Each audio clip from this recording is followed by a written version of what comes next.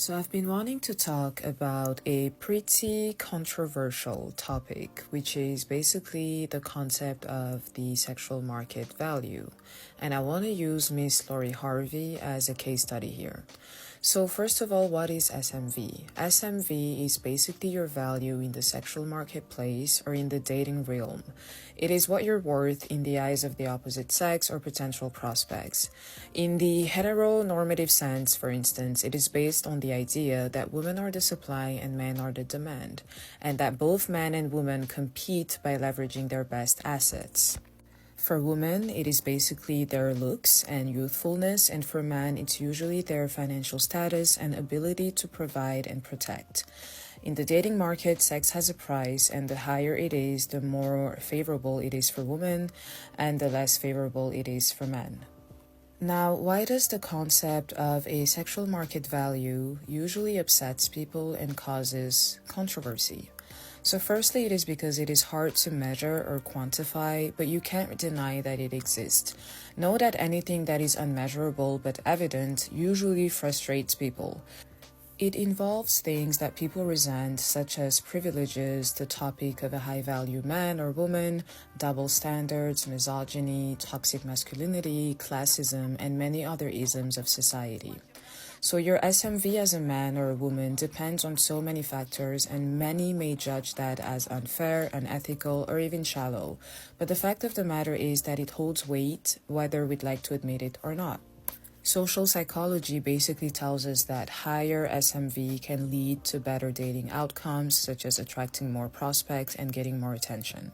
So according to an article on Psychology Today entitled An Unromantic but Compelling Theory About Sexual Motivations, written by the psychologist Roy Baumeister, the sexual economics theory seems to be understood differently by people. So the psychologist mentioned a lab study that was done where research participants were explained the purpose of the experiment, including giving a brief explanation of sexual economics theory. And the research assistants noticed an interesting pattern. They noticed that when they explained sexual economics theory to quote-unquote attractive women, they usually understood it right away and even expressed that it's how the world works. However, when the research assistants explained the theory to what they considered to be quote-unquote the less attractive woman, they did not think that the theory was true, and some of them were even shocked that anyone would even think such a thing. That suggested that attractive women might be more aware or attuned to the sexual marketplace because they perhaps derive the most benefits from it.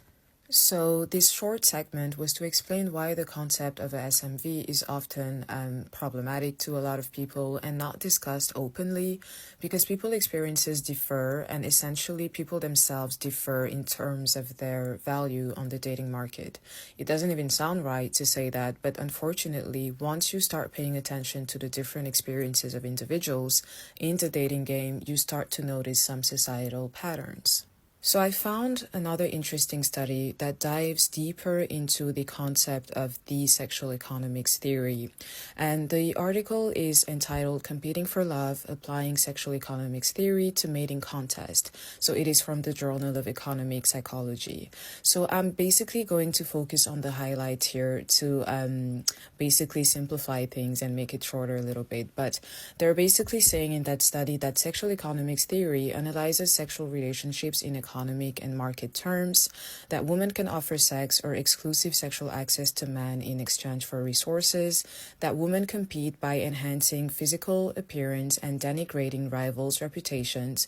This actually makes me think about relational aggression, especially in movies like Mean Girls, for instance. I think there was a lot of that in that movie.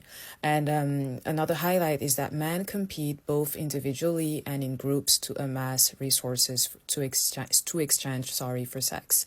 And then because men can compete as groups, male competition is less of an occurrence or less prevalent than women's competition. So I found the latter information very interesting, and in the abstract, the author was basically saying how men compete to amass material resources with the goal of getting a good sex partner, and female competition includes showing off her sexual charms, offering sex at a lower price than rivals, seeking to improve her physical assets, for example, by dieting, or using informational warfare to sully rivals' reputations while defending her own reputation against malicious gossip. Furthermore, the researcher said that men compete in groups to amass resources, so men see other men not just as sexual rivals, but also as coalition partners. I think that is very important to retain as information. And that male homophobia is often not about sex, but rather invokes the stereotype that a homosexual man will not be an effective coalition partner. And I think that that is so interesting because it supports a lot of the ideas that we see or that we hear about that basically say that men or that we live in a boys' club or it is a man's world, and that, there's a lot of homosocial tendencies going on, among the males or just within the male community. So it's very, very interesting to see something like this written in an actual research paper. But obviously that is a topic or a conversation for another video. So there was a review that was mentioned in this study, and it compared men and women on about a dozen different markers of sexual desire, including desired frequency of sex, desired number of partners, frequency of spontaneous arousal, thoughts about sex, positive attitude towards genitalia, sexual fantasy, willingness to sacrifice and risk for sex, masturbation, and self-rated desire. On all measures, evidence indicated that men wanted sex more than women.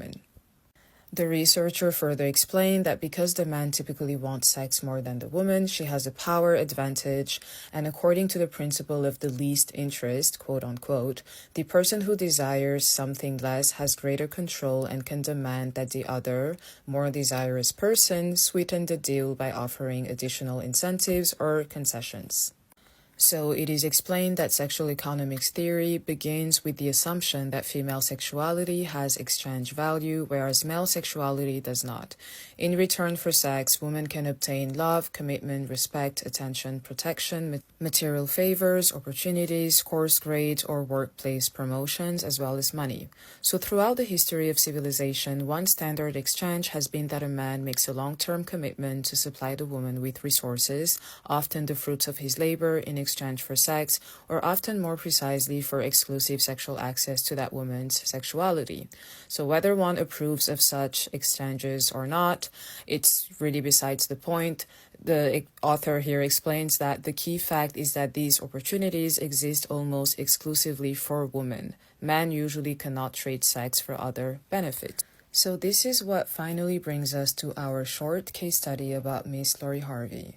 So I didn't necessarily want to focus just on her and her dating history because the goal of this video was to understand why women like Lori Harvey are such polarizing figures, in the sense that they evoke strong reactions from both men and women.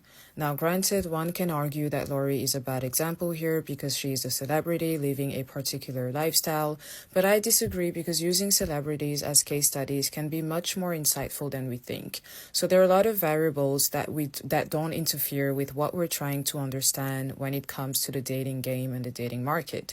So keep in mind that dating for celebrities like Lori is a large portion of their time and energy and even investment, to be honest, because she's a socialite, she's an influencer.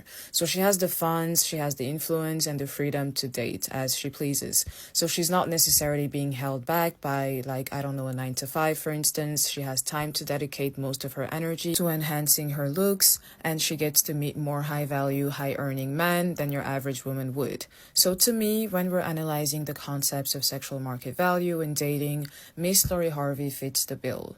Now, back to Lori being a polarizing figure. So what I mean by that is that Lori is loved just as much as she's hated by both genders. That is something that I've noticed. So the emphasis here is obviously on both genders because everything I explained earlier about sexual economics theory really makes sense here.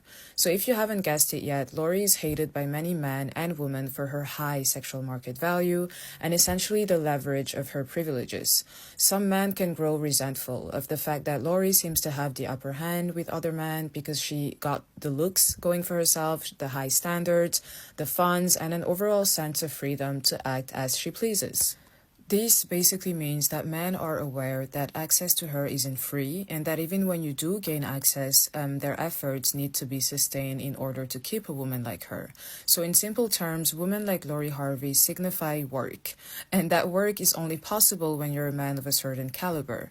So just by being who she is, aka beautiful, rich, free, independent, with high standards, she's indirectly threatening the value and ego of many men out there in the dating market.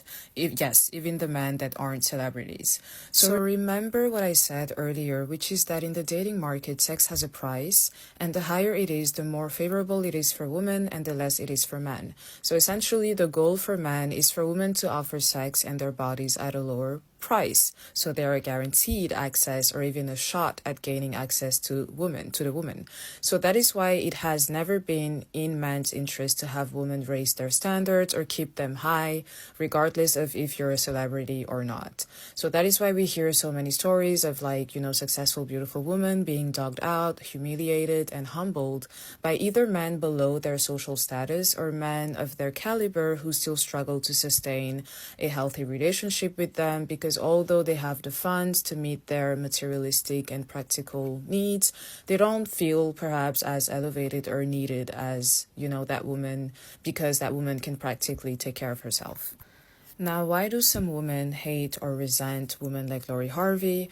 It is essentially because, based on the sexual economics theory, in the dating market, women like Lori Harvey have an unfair advantage over women in general. And when I say women like Lori, I am referring to women who are quite wealthy, young, attractive, and able to further enhance their attractiveness thanks to their socio-economic standing in society. So women like Lori get to experience a life many women can only dream of experiencing and yearn for. So their sexual market value and standing in society allow them to stack up as many benefits as possible, and for some women, those benefits can involve survival factors such as gaining access to basic or primary necessities such as food, water, shelter, and clothing. So this video was basically to explain why women like Lori are such polarizing figures. It is true that we don't know much about Lori, the individual, because she's very private, but the public has witnessed many of her public relationships, partners, vacations, and all of that basically reflected her SMV, or her sexual market value. And I thought it would be interesting to dive into the concept of the SMV, why it upsets people so much, and why Lori was the perfect case study for this video essay.